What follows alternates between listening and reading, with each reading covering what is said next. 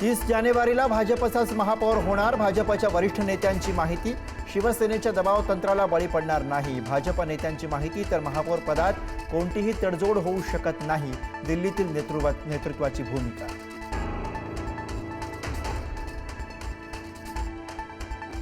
शिंदेंच्या शिवसेनेमुळे मुंबईत भाजपचं नुकसान. शिंदेंनी जास्त जागा लढल्याने स्ट्राईक रेटवर परिणाम.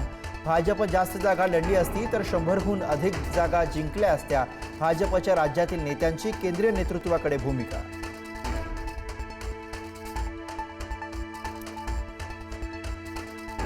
समाधान सरवणकरांनी पराभवाचं खापर फोडलं भाजपवर. भाजपच्या काही नेत्यांनी मला हरवावं यासाठी मेसेज केले.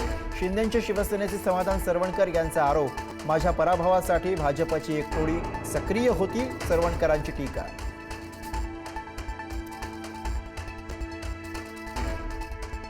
ठाकरे बंधू पुन्हा एकत्र येणार. स्वर्गीय बाळासाहेब ठाकरेंच्या जन्मशताब्दी कार्यक्रमात राज ठाकरे राहणार उपस्थित. गुरुवारी षण्मुखानंद हॉलमध्ये कार्यक्रमाचं आयोजन.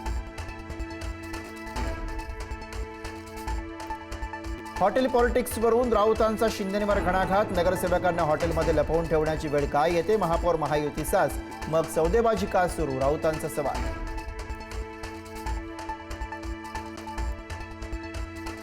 महापालिकेच्या रणनीतीसाठी शिवसेनेकडनं राहुल शेवाळे दिल्लीत. अमित साटम आणि राहुल शेवाळेंमध्ये होणार बैठक. महापौर पदासह महत्त्वाच्या समित्यांवर वाटाघाटी होण्याची शक्यता.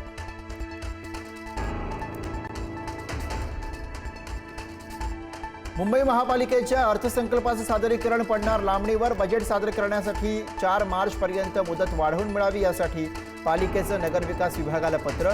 महापौर आणि इतर पदं निश्चित नसल्याने प्रक्रियेला विलंब.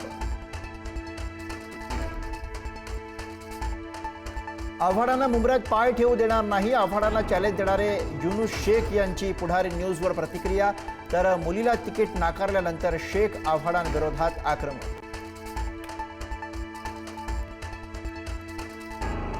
दावोसमध्येही मुख्यमंत्री आणि उद्योगपतींची मुंबईच्या महापौर पदावर चर्चा. फडणवीसांच्या दावोस दौऱ्यावरून राऊतांची टीका.